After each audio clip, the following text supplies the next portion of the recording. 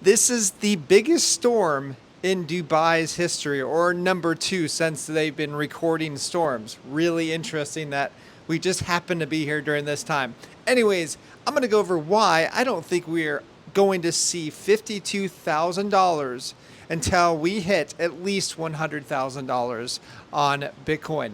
But first, I got a lot of other interesting news coming up. Okay, so right now we have leverage out there. So open interest, which is leverage in the system, it's at its lowest level pretty much since we were at $45,000.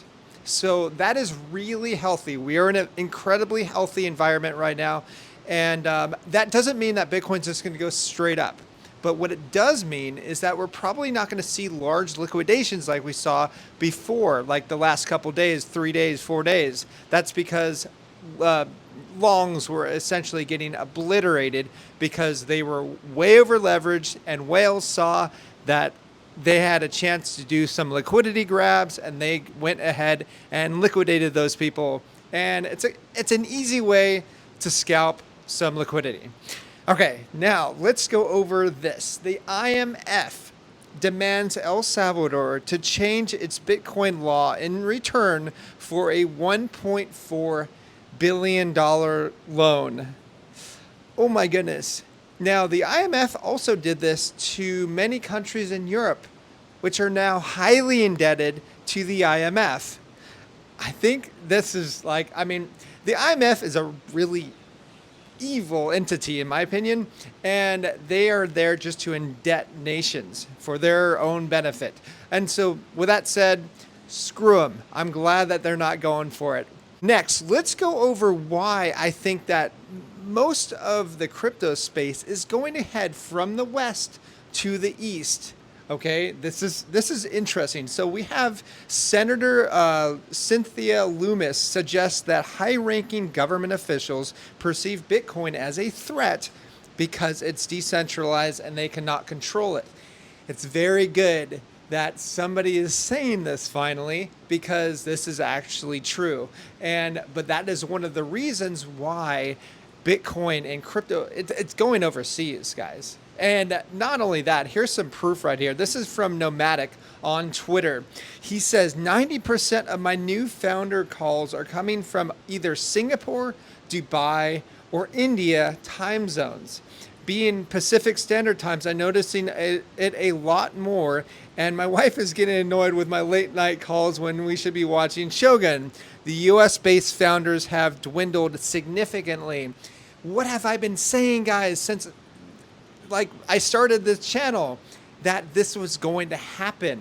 And I got a lot of crap from that, but hey, listen, I can see what is eventually going to be happening in the future. I have very good foresight, and it was pretty much, the writing's on the wall. So just be prepared for this. It's like Binance.us and then Binance.com for the rest of the world. You get my drift. Next, we have a top signal. I'm messing with you, but this is pretty funny. Fox News says Bitcoin halving is a potentially major mover. Is a potentially major mover.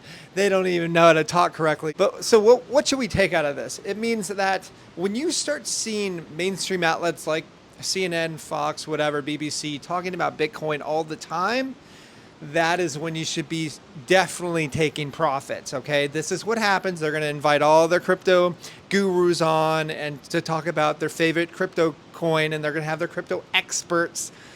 Oh my gosh, I can't even watch these shows anyways, but yes, this is what's going to happen. That is when you definitely need to be taking profits. And if you also want to know when to be taking profits, sign up for learningcrypto.com, where you'll know exactly what we are taking profits on and when we are taking profits.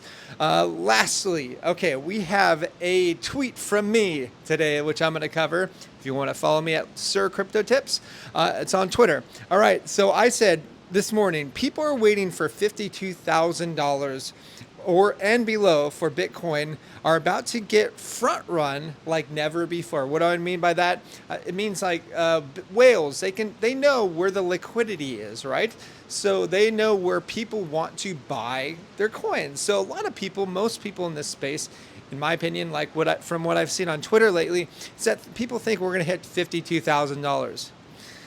Now, most of these people are the same folks that said we weren't going to hit an all-time high before the halving.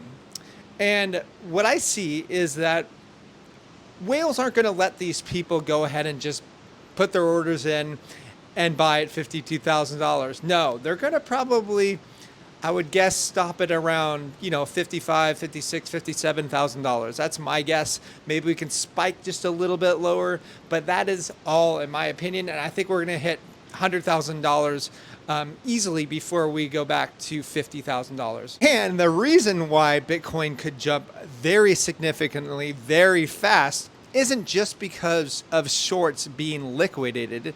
It's also because of these same people that are waiting for $52,000. They FOMO buy into the market, skyrocketing the price. And hey, that's great. You know what? That's how markets work. And if you're looking to get more exposure into Bitcoin right now, my suggestion, just a suggestion, is to dollar cost average. And don't worry about the price. I'm not smart enough. Neither is everyone else. I don't care how many followers there are. They might have 3 million followers. They don't know when the bottom is going to be. So what to do? You dollar cost average. Buy a little bit here, a little bit there, a little bit there. Not regardless of what the price is. All right, that's all I have. Please like and subscribe and check us out at learningcrypto.com. Talk to you soon.